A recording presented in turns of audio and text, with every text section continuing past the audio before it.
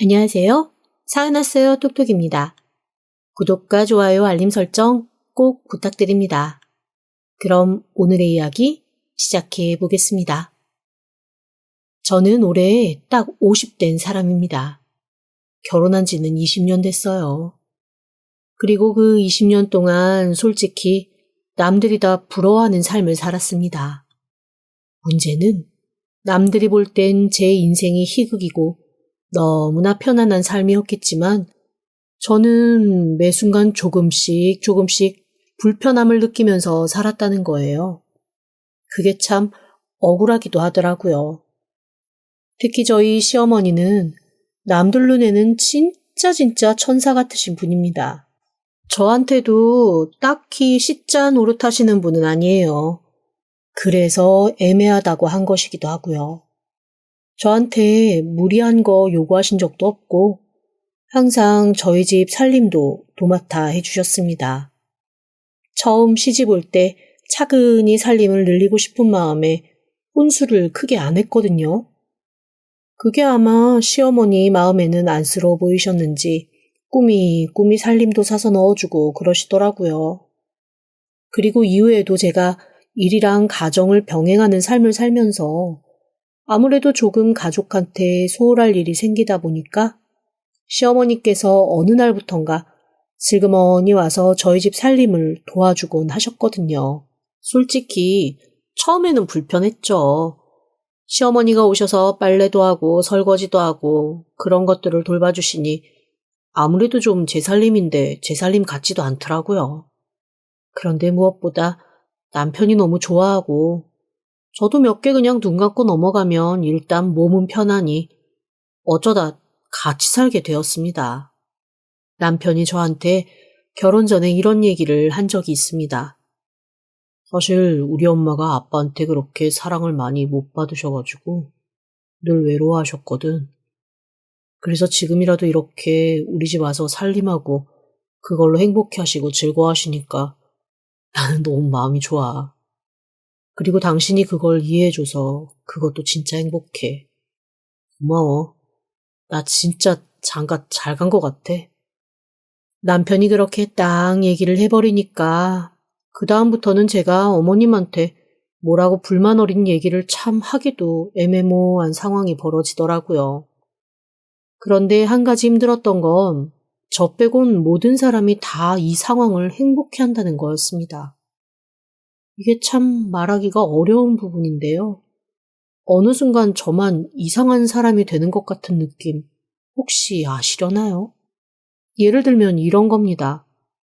저는 분명히 너무너무 짜고 맛이 없고 먹는 것 자체가 불편하게 그지없는데 어머님이 너무 맛있다고 진짜 이게 최고라고 칭찬하며 그 음식을 먹는 거죠. 그러면서 맛있는 건 며느리 먹으라고 아들 손 탁 치며 건드리지도 못하게 하고 제 앞으로 밀어놓으십니다. 그러면 또 남편은 엄마는 며느리만 예뻐한다면서 허허 웃고 또 안 먹어요. 내심 뿌듯해하는 얼굴로 말이죠. 하는 수 없이 억지로 맛있는 척 먹으면 저희 시어머니가 슬그머니 저만 있을 때 이렇게 한마디를 하십니다. 예, 이거 좀 상한 것 같다. 너 먹으면서 이상한 건 못 느꼈니? 아우, 너는 애가 참 보면 무디고 좀 그래. 썩은 것도 잘 먹을 것 같고. 그러는 순간 너무 황당해지는 겁니다. 다른 식구들이 다 있을 때는 어머님이 너무 맛있지 않냐고 권했으면서 식구들만 없어지면 이상한 것 같다고 상한 것 같지 않냐는 걸 꼭 저한테만 슬그머니 물어보시거든요. 그래서 몇 번은 이렇게 대답을 하곤 했습니다. 어머님, 그래서 아까 제가 이상하다고 했잖아요. 그런데 괜찮다고 어머니가 계속 권하셨잖아요. 아유, 그때까지 멀쩡했나 보지. 원래 이런 거는 시간이 지나면서 한 번씩 훅훅 바뀌고 그러지 않니? 예, 이거 먹지 말고 싹 다 갖다 버려라. 그래서 또 싹 갖다 버리면 식구들이 다 있을 때 그 음식을 찾으십니다. 그게 어디 있었더라? 예, 어제 네가 맛있게 먹던 그거 어쨌니? 어머님, 그거 맛 이상하니 버리라 하셔서 버렸어요. 어? 아유, 내가 언제? 난 네가 그걸 워낙 잘 먹길래 뒀다가 너 따로 주려고 했는데 버렸니? 입맛에 별로였어?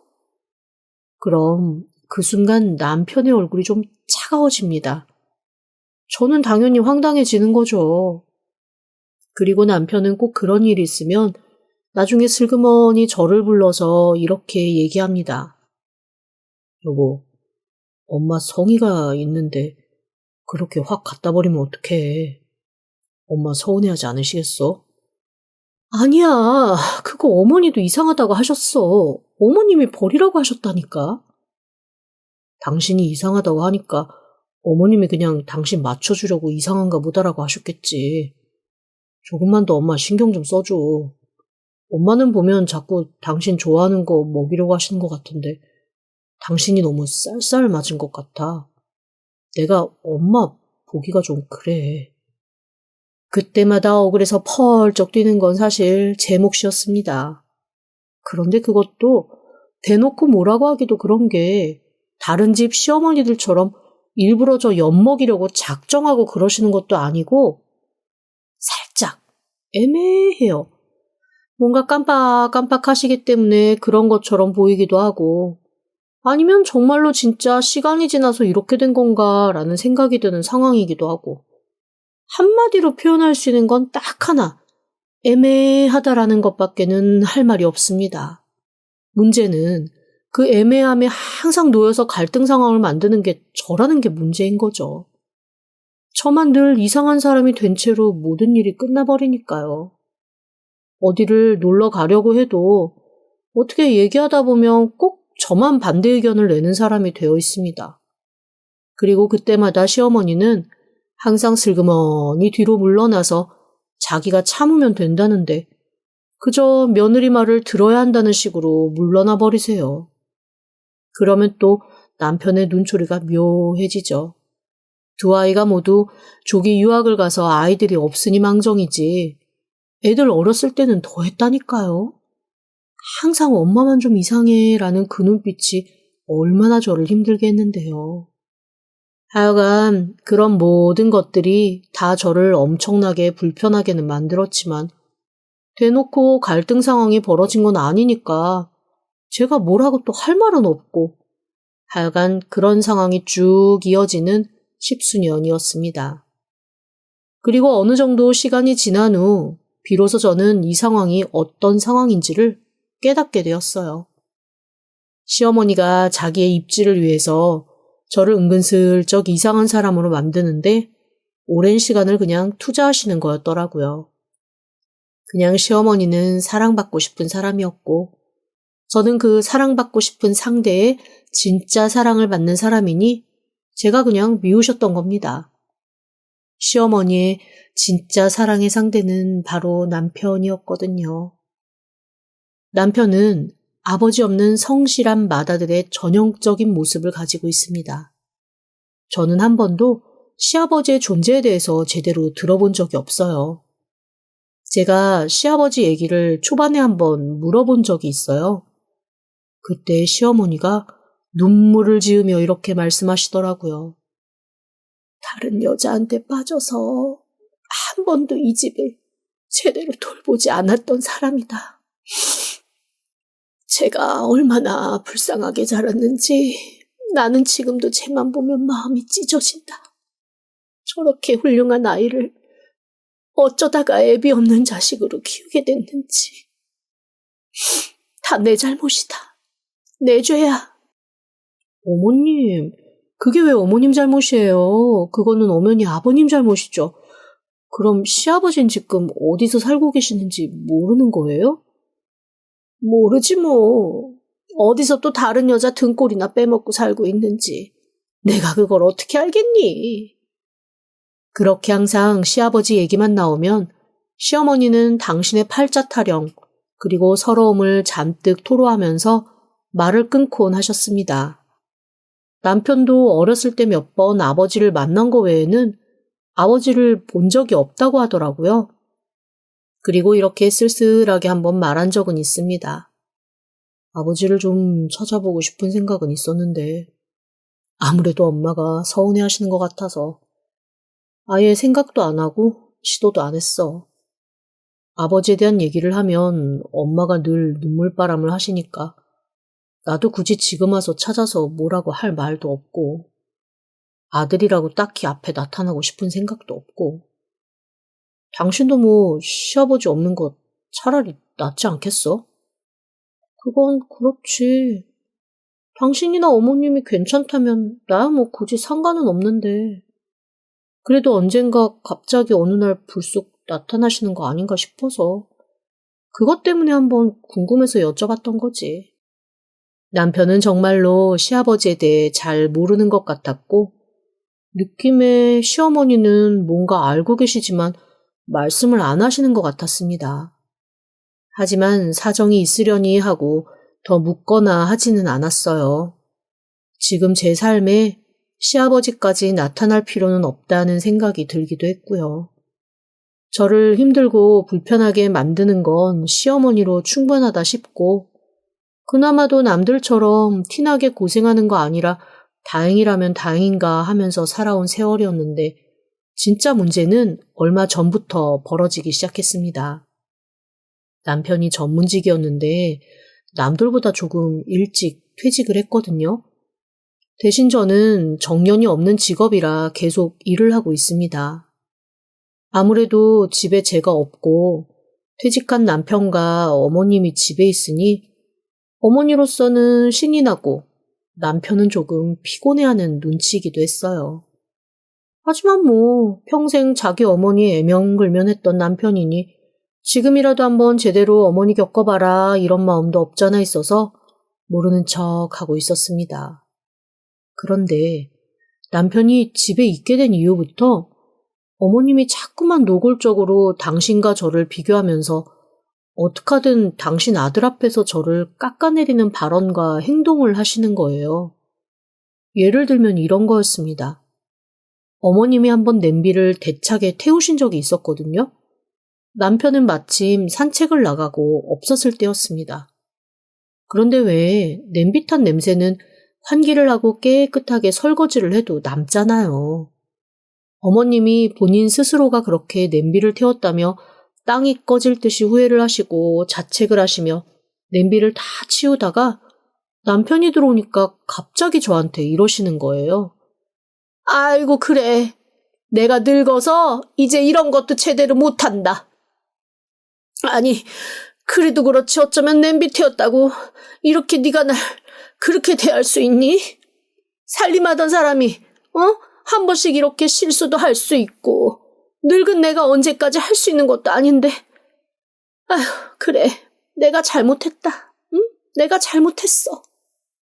그러자 남편이 집으로 들어오면서 가타부타 따지지도 않고 도끼 눈을 하더니 저를 빤히 쳐다보더라고요.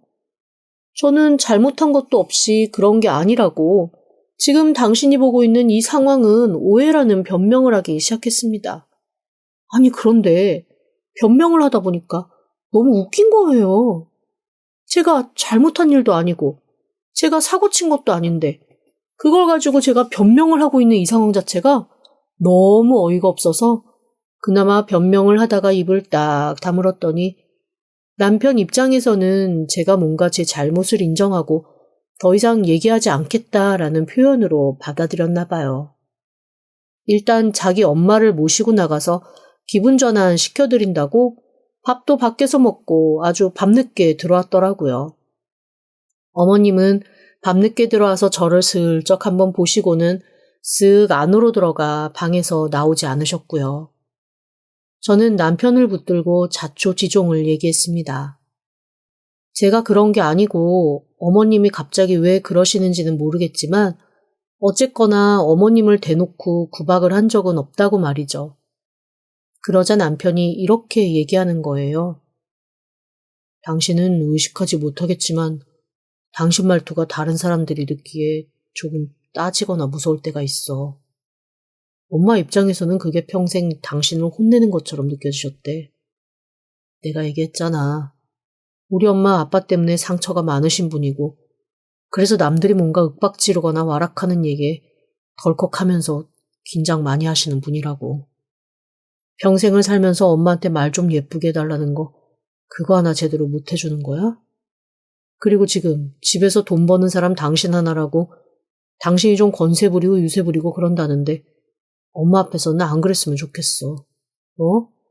부탁 좀 할게. 숨이 갑자기 텅 막혀오더라고요. 그래서 일단 남편에게는 더 이상 할 말이 없다라는 생각이 들어서 알겠다, 내가 잘못했다 라고 말을 마무리했습니다. 그리고 다음날 시어머니를 제대로 쳐다볼 마음도 안 들고 보고 싶지도 않아서 그냥 아침 일찍 밖을 나가버렸습니다. 출근 핑계를 대고 말이죠. 그런데 그날 정말 저는 기가 막힌 상황을 하나 마주하게 되었습니다. 저희가 여자 직원들이 많은 회사라 출근하면 항상 이런저런 수다를 떨거든요. 그런데 어떤 직원 하나가 핸드폰을 보고 막 웃더니 이 며느리 진짜 미친년인 것 같아요 라는 얘기를 하는 겁니다. 평소에 여기저기 올라오는 소위 각종 스토리들을 많이 보는 사람이어서 항상 그 사람이 얘기해주는 건 재미있거든요. 그래서 저도 흥미가 생겨서 어떤 스토리냐 얘기 좀 해봐라 라고 했죠. 아니 그런데 이게 웬일입니까? 가만히 들어보니 저랑 시어머니 얘기인 거예요. 그런데 철저하게 시어머니 입장에서 쓰여져서 진짜로 제가 완전히 시어머니 뒤통수 치고 아주 못된 짓만 하는 싸가지 없는 그런 며느리로 그려져 있더라고요. 이게 사람이 참 입장 차이에 의해 무언가 바뀌는 게 엄청나다라는 생각이 들었습니다. 거기에 쓰여진 걸로만 들어서는 저는 정말 희대의 악녀, 시어머니 등골 쪽쪽 빨아먹고 사는 못되고 싸가지 없기가 이루 말할 수 없는 며느리 그 자체더라고요. 평생 애명글면 살림해주는 시어머니 딱 한 번 냄비 태워 먹었다고 있는 대로 욕을 하고 그러다가 서러움 터진 시어머니가 울음을 터뜨리는 순간 남편이 오니 너희 모자 다 꼴 보기 싫으니까 내 앞에서 나가! 라고 소리 지르는 여자. 그렇게 적혀 있었습니다. 그런데 그거를 제가 왜 이건 내 얘긴데 라고 생각을 했냐면 태워먹은 냄비 브랜드 그리고 시어머니와 남편이 먹은 저녁 메뉴인 소갈비까지 너무나 똑같이 적혀 있었거든요. 저는 그 직원에게 그 글이 쓰여진 링크를 달라고 해서 오후 시간 내내 회사 일도 뒷전으로 두고 차근차근 다 읽어보았습니다. 그 아이디로 쓰여진 글이 수년간 진짜 수백 개가 쌓였더라고요. 나름 그 사이트에서는 유명한 글쓴이였고요. 그리고 하나같이 다 제 욕이었습니다. 너무나 어이가 없고 기가 막히더라고요. 그리고 저는 그 이야기에서 정말로 충격적인 사실을 하나 알아냈습니다. 이거는 남편도 모르는 일일 것 같고 오직 저만 수년간 쌓인 이 글을 통해 알 수 있는 이야기인 것 같아서 일단은 좀 더 알아보기로 했어요. 그래서 당장 흥신소에 의뢰를 했죠. 그동안 모르쇠로 당하고 살았던 제 자신이 너무나 갑갑하고 답답했거든요. 그날부터 저는 시간만 나면 시어머니가 십수년간 써왔던 동일 아이디의 글들을 읽으며 나름 증거를 수집하는 일을 계속하기 시작했습니다. 참 진짜 별의별 여기가 다 있더라고요. 시어머니가 했던 일이 마치 제가 한 일인 양 올라간 것도 있었고 대놓고 며느리 욕을 하면서 사람들의 호응을 이끌어낸 글도 있었습니다. 그 글로만 보면 저는 정말 세상에서 제일 나쁜 며느리 그 자체였더라고요. 거기에 쓰여진 욕짓거리만 수명에 더해줘도 제가 200살 정도까지는 살 수 있지 않을까라는 생각이 들 정도였습니다. 그리고 얼마 뒤 흥신소에서 전해준 소식을 보고 저는 너무나 기막히고 어이가 없어서 한동안 가만히 그 자료를 보고만 있었습니다. 그리고 밖에서 남편을 따로 만나 그 자료를 가지고 한참 얘기를 했죠.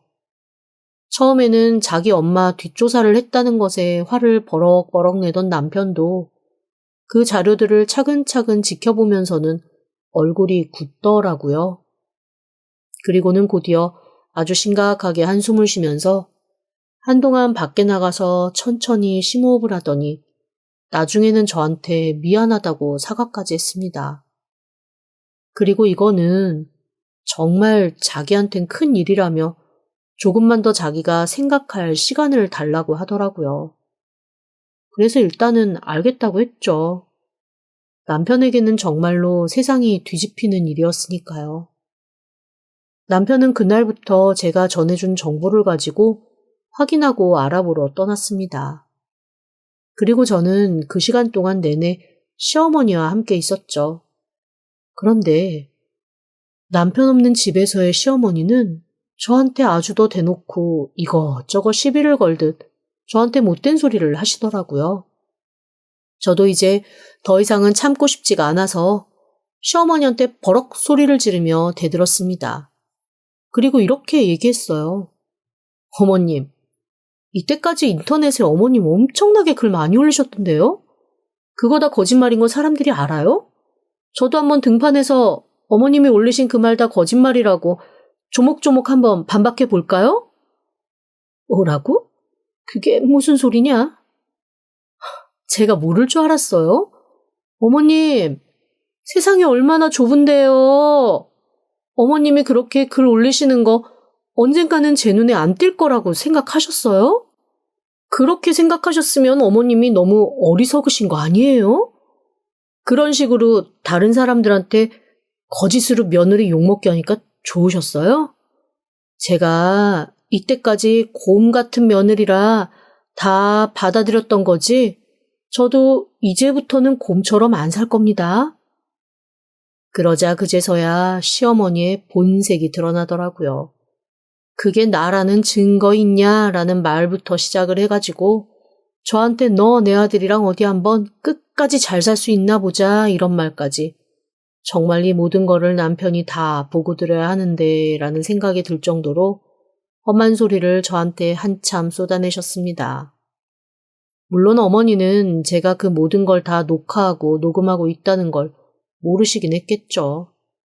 어머님은 마지막으로 저한테 시위하듯 버럭 소리를 한번 지르시고는 며칠 여행 다녀올까라는 말과 함께 휙 집을 나가버리셨습니다. 그전에도 저한테 한 번씩 뿔이 나면 여행 간다라는 말과 함께 집을 나가시고 제 남편이 찾아가 어르고 달래서 모시고 들어오게끔 하곤 했는데 이번에도 어김없었던 거죠. 분명 나가면서 남편한테 눈물 바람하며 하소연하실 게 뻔했습니다. 뭐 그러거나 말거나 저는 어머님이 나가자마자 바로 열쇠공을 불렀습니다. 그동안 번호 외우기 힘들다고 투덜거리는 어머님 때문에 10수년 전에 열쇠형 잠금을 여태 쓰고 있었는데 이참에 번호패드 걸쇠로 확 바꿔버렸어요. 아예 열쇠 시스템 자체를 다 바꿔버린 거죠. 그리고 그날 저녁 며칠 여행 가겠다고 나간 시어머니가 처음으로 남편이 모시러 가지도 않았는데 제 발로 들어오셨습니다. 그리고 밖에서 바뀐 열쇠 시스템을 보고 미친 듯이 화를 내며 문을 두드리시더라고요. 이게 진짜? 보자 하니까 너 평생 살림해준 시어미한테 이게 지금 뭐 하는 짓이야? 당장 문 열지 못해? 옷가지라도 건지려면 나한테 지금이라도 잘해요. 안 그러면 다시는 찾아오지도 마요. 뭐라고? 너 미쳤니? 제 얘기를 듣고 시어머니는 그 자리에 주저앉아 평생 부려먹은 시어머니를 며느리가 내쫓은 채 이렇게 구박하고 있다고 대성통곡을 했습니다. 그리고 그때 시어머니 앞에 깜짝 놀랄 일이 벌어졌습니다. 남편이 한 늙은 부부와 나타났거든요. 그 부부를 보고 시어머니는 얼굴이 하얗게 질리고 말았습니다. 남편과 함께 왔던 나이 드신 여자분은 시어머니를 보자마자 눈이 뒤집힌 채 달려들어 시어머니의 머리끄댕이를 잡아 흔들기 시작했습니다. 이 나쁜 것! 네가 감히 내 아들을 네 아들로 속여 키워? 내 남편 뺏어가 비명행사하게 만든 것도 모자라서 그래, 내가 이날 이때까지 살아있었던 게 이 기집애 너 멱살 잡으려고 그랬구나. 너 이리 와. 사건의 전말은 이거였습니다.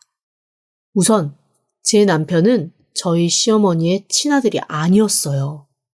저희 시어머니가 아는 언니의 아들을 납치하듯 때려다가 자기 아들처럼 키우고 살았던 거였습니다. 남편의 친모와 저희 시어머니는 피가 섞이지 않은 자매 관계였다고 했습니다. 굳이 말하자면 이복자매이자 이부자매였던 거죠. 각자의 부모님이 살림은 합쳤지만 법으로는 엮이지 않아서 한 집에 살면서 언니 동생은 했어도 법적으로는 자매관계가 아니었던 사이 말입니다. 그래도 남보다는 가까운 사이였을 텐데 저희 시어머니가 남편 친모의 뒤통수를 완전 후려치는 사건이 벌어집니다. 바로 이미 세상을 떠나신 남편의 친부와 불륜관계가 된 거죠. 서로 언니 동생 하면서 살았던 사이인데 그 언니의 남편과 바람이 났던 겁니다. 당시에 남편의 친모는 남편의 불륜 상대가 누구인지 몰랐대요. 남편이 그저 아들을 데리고 가서 키우겠다고 하니 피눈물을 뿌리며 뺏겼고 수년 뒤에 남편이 죽으면서 그 불륜녀가 아들을 데려다 키운다는 소문만 들었다고 했습니다. 그제야 그 불륜녀가 자기 동생, 즉 저희 시어머니라는 걸 알게 되었고요. 남편의 친모는 그동안 백방으로 시어머니와 아들을 찾았다고 했습니다. 하지만 시어머니가 제 남편의 이름도 바꾸고 숨어 사는 바람에 결국 못 찾았다 하더라고요. 결국 저희 시어머니는 친아들도 아닌 제 남편을 아들인 양 등에 업고 저한테 온갖 시어머니질을 다 하다가 제가 알아낸 정보를 가지고 크게 한 방 먹게 되신 거죠. 제 남편은 뒤늦게 친엄마의 존재를 알고 자기를 키웠던 엄마가 어떤 사람인지도 알고 큰 충격에 빠졌습니다. 그럼에도 불구하고 잘못된 일은 바로잡아야 된다는 게 제 남편의 생각이었고 그렇게 자기 친엄마를 찾아가 자초지종을 말하고 유전자 검사까지 한 후 저희 집에 모시고 온 거였어요. 모든 게 밝혀진 시어머니는 정말 어이없는 민낯을 끝까지 저희한테 보여주더라고요. 글쎄, 지금까지 키워준 공을 돈으로 내놓으라고 하는 겁니다. 자기가 공짜로 살림도 하고 돌봐줬으니 그 정도는 내놔야 되지 않냐고 하는데 정말 기도 안 막혔습니다. 그동안 저희 집에 그렇게 극구 들어와서 살았나 했더니 혹시 자기가 어디 살고 있는지 들키면 단단히 벌받고 혼날 것 같아서 숨어 있었던 거였더라고요. 남편으로서는 너무나 황당한 일이었죠. 제가 남편한테 아니 등본이라도 좀 제대로 떼어보지 그랬냐고 했더니 남편 말이 살면서 무슨 등본 뗄 일이 그렇게 많았겠냐며 자기도 너무 어이없다고 기막혀 하는데 에휴 거기다 대고 제가 뭐라고 말을 하겠습니까. 어쨌건 저희 시어머니의 아주 악독한 민낯은 그렇게 밝혀지게 되었습니다. 저는 그날 이후 진짜로 인품 좋으신 친시어머니와 아주 사이좋은 고부간이 되었습니다. 어머님은 죽기 전에 한 번이라도 보고 싶었던 아들을 만나게 해준 귀한 며느리라며 저를 아주 많이 예뻐해 주셨어요.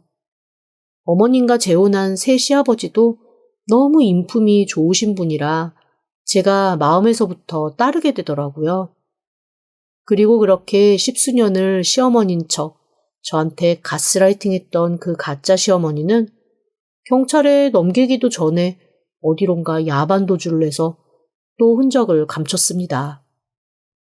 하지만 저희 식구는 더 이상 그분을 찾지 않기로 했어요. 굳이 찾아봐야 저희 인생에 도움도 안 되고 찾을 필요도 없을 것 같다라는 판단 때문이었습니다. 남편도 그냥 풍족하진 않지만 어쨌거나 지금껏 자기를 버리지 않고 키워주긴 했으니 그 은혜에 보답하듯 그냥 적당히 넘어가고 싶다고 하더라고요. 납치되다시피 인생을 빼앗겼던 사람이 그냥 그렇게 하겠다고 하는데 제3자인 저희가 뭐라고 하기가 애매해서 일단은 그렇게 하라고 했습니다. 가장 힘든 건 남편일 테니까요. 어쨌건 저는 그렇게 오랜 시간의 가스라이팅을 벗어나서 요즘에는 새 시어머니와 아주 행복하게 잘 살고 있답니다. 지금까지 들어주셔서 감사합니다. 구독과 좋아요, 알림 설정은 사연 왔어요 톡톡에게 큰 힘이 됩니다. 지금 바로 구독 부탁드립니다. 그럼 다음 사연으로 또 찾아오겠습니다. 감사합니다.